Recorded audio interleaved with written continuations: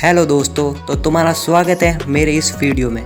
तो दोस्तों, मैंने ये नोटिस किया कि जब सीबीएसई ने न्यू एग्ज़ाम बोर्ड पैटर्न जारी किया तो बहुत से बच्चों को तो पता ही नहीं चला, और जिसको पता भी चल गया परंतु उसको कुछ भी समझ नहीं आया कि एग्ज़ाम में किस चैप्टर से कौन सा पोर्शन आएगा या फिर क्या डिलीट कर दिया गया है।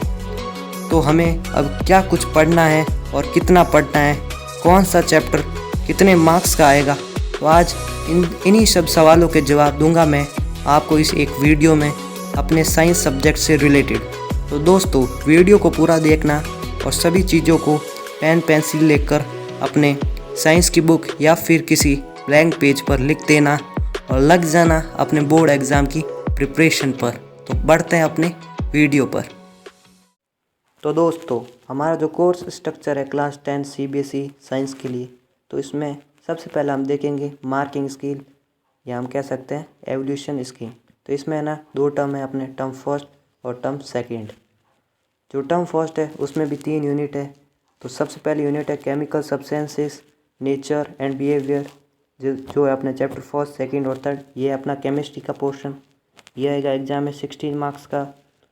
और दूसरा है वर्ल्ड ऑफ लिविंग, ये अपना बायोलॉजी का, इसमें है चैप्टर नंबर 6, जो है अपना 10 मार्क्स का आएगा। और तीसरा है नेचुरल फेनोमेना क्लास 10 और चैप्टर 10 और 11, ये अपना फिजिक्स का, ये आएगा एग्ज़ाम में 14 मार्क्स का। और फिर है टर्म सेकंड, इसमें यूनिट फर्स्ट है केमिकल सब्सटेंस यानी कि केमिस्ट्री का, इसमें चैप्टर 4 और 5 आएगा, वो भी 10 मार्क्स का। और दूसरा है वर्ल्ड ऑफ लिविंग यानी कि बायोलॉजी का, इसमें है चैप्टर 8 और 9, जो कि आएंगे 13 मार्क्स के। और तीसरा है इफ़ेक्ट्स ऑफ करंट, ये अपना फिजिक्स का, इसमें चैप्टर 12 और 13, जो कि आएंगे अपने 12 मार्क्स के। और चौथा है नेचुरल रिसोर्सेज, ये बायोलॉजी और फिजिक्स दोनों का मिक्सचर है, ये है इसमें है चैप्टर 15, जो कि आएगा 5 मार्क्स का। अब टोटल थ्योरी हो गई टर्म फर्स्ट और टर्म सेकंड की मिलाकर 80 मार्क्स। और जो इंटरनल असेसमेंट है टर्म फर्स्ट और टर्म सेकंड, ये भी मिलाकर हो जाएगा 10 + 10 20। तो ग्रैंड टोटल बनता है अपना 100 मार्क्स का, जो कि ईयर के लास्ट में आपको बताया जाएगा। अब ज़रा देख लेते हैं जो टर्म फर्स्ट है उसमें अपना साइंस का सिलेबस कैसे रहेगा। तो सबसे पहला यूनिट 1 होगा केमिस्ट्री का। इसमें ना चैप्टर 1 है केमिकल रिएक्शंस एंड इक्वेशन। इसमें आपको chemical equation, balanced chemical equations और ये सभी टॉपिक्स को अच्छे से पढ़ना है, और इसमें कोई भी रिडक्शन नहीं है। और अगला चैप्टर है chapter 2 acid base and salts. इसमें तुम्हें their definitions in terms of furnishing of H+ and OH- ions, general properties and examples and uses, और ये सब टॉपिक्स को अच्छे से पढ़ना है, और इसमें भी कोई रिडक्शन नहीं किया गया है। और chapter number 3 metals and non metals, इसमें तुम्हें properties of metals and non metals, reactivity series, formation and properties of ionic compounds को अच्छे से पढ़ना है। और इसमें डिलीटेड पोर्शन है ऑकुरेंस ऑफ मेटल्स, जो कि पेज नंबर 49, और एक्सरसाइज का क्वेश्चन 8, ये भी डिलीटेड है। और अगला एक और टॉपिक डिलीटेड है कोरोसन, ये आपको पढ़ना चाहिए क्योंकि जब आप हायर क्लास में इसमें जाएंगे तो ये आपके लिए यूज़फुल होगा। अब देख लेते हैं अपना बायोलॉजी का। तो बायोलॉजी में है चैप्टर 6 लाइफ प्रोसेस। इसमें आपको लिविंग बींग्स के बारे में basic concept of nutrition, respiration, transportation, excretion in plants and animals, ये सब पढ़ना है। इसमें भी कोई रिडक्शन नहीं किया गया है। और फिर है अपना अगला यूनिट 3, जो कि है फिजिक्स का। इसमें आपको चैप्टर 10 पढ़ना है लाइट रिफ्लेक्शन एंड रिफ्रैक्शन। इसमें आपको reflection of light by curved surfaces, image formed by spherical mirror, centre of curvature, और ये सभी टॉपिक्स को अच्छे से पढ़ना है। और इसमें जो डिलीटेड है वो है मिरर एंड लेंस फार्मूला का जो डेरिवेशन होता है वो नहीं पूछा जाएगा।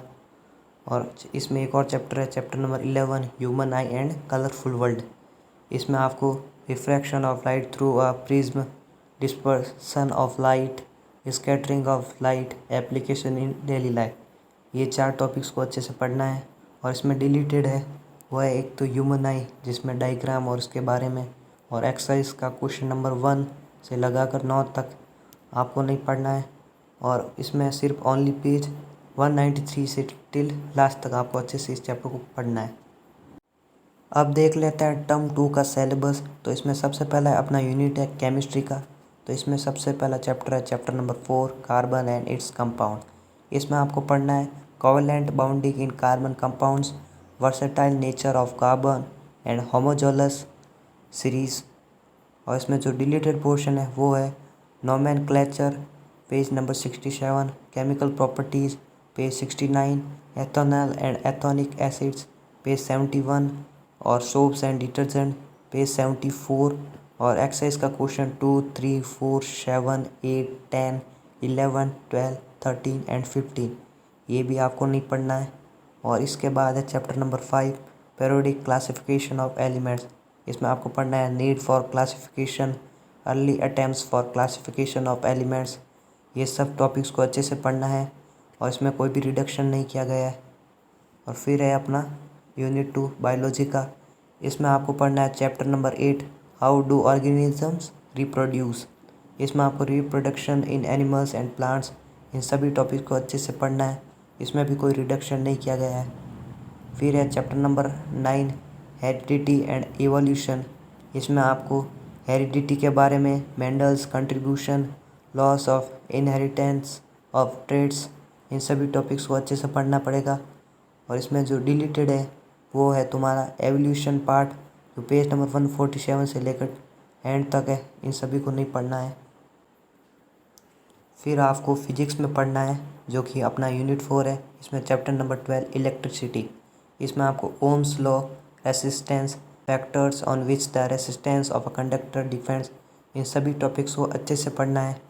और इसमें जो डिलीटेड है तुम्हारा वो है electric potential and potential difference. ये एक छोटा सा पार्ट है, आप चाहो तो इसे पढ़ लेना अगर फ्यूचर में आप फिजिक्स के फील्ड में जाते हो तो।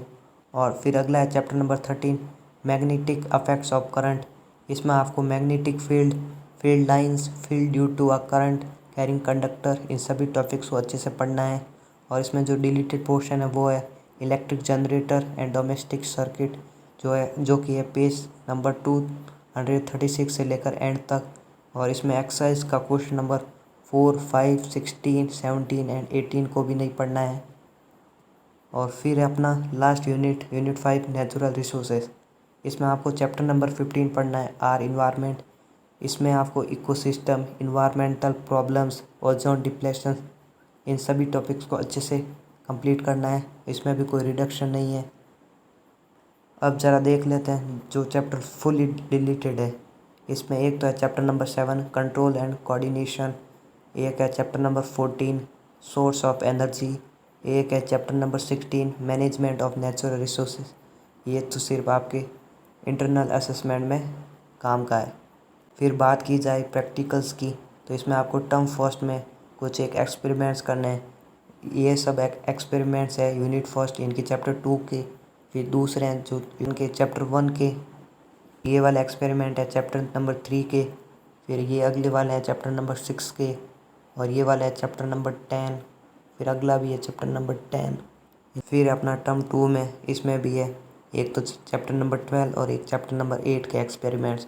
ये आपको टीचर्स अच्छे से स्कूल में कंप्लीट करवा देंगे, इसलिए इस बात की कोई भी टेंशन लेने की ज़रूरत नहीं। फिर लास्ट में है आपका असेसमेंट थ्योरी का जो है ना, क्या एरिया से क्या क्राइटेरिया है। तो इसमें आपको सबसे पहला देखना है डेमोस्ट्रेशन, नॉलेज और अंडरस्टैंडिंग। मतलब आप किस तरह से अपने आंसर को एक्सप्रेस करते हैं, आपकी क्या अंडरस्टैंडिंग है उस क्वेश्चन के रिलेटेड। इस पे है ना 46% क्वेश्चंस आएंगे। और जो application of knowledge and concept, आप किस तरह से कॉन्सेप्ट को यूज़ करके किसी भी क्वेश्चन को सॉल्व कर सकते हो, इसमें आपके 22% क्वेश्चंस होंगे। और जो एनालाइज, एवल्यूट एंड क्रिएट, मतलब किसी भी कॉन्सेप्ट से आप किसी भी क्वेश्चन को अच्छे से क्रिएट कर सकते हैं या उसको सॉल्व कर सकते हैं न्यू मेथड लगाकर। इस पर आपको 32% क्वेश्चंस होंगे। और जो लास्ट में है कि internal choice would be provided, बहुत से क्वेश्चन में आपको इंटरनल चॉइस भी मिलेगी। फिर लास्ट में इंटरनल असेसमेंट, जो टर्म फर्स्ट और टर्म सेकंड के लिए 10 मार्क्स ईच, दोनों के लिए 10-10 नंबर हैं। तो इसमें सबसे पहला होगा पीरियोडिक असेसमेंट जो कि होंगे 3 नंबर्स के। दूसरा होगा मल्टीपल असेसमेंट जो कि होंगे 2 नंबर के।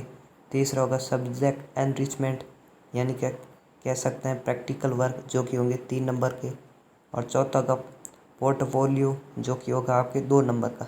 तो दोस्तों उम्मीद करता हूँ कि तुम्हें साइंस के बोर्ड एग्ज़ाम का सिलेबस अच्छे से समझ आया होगा। तो इस वीडियो को लाइक करो और अपने दोस्तों के साथ शेयर करो। तब तक के लिए गुड बाय। जय हिंद, जय भारत।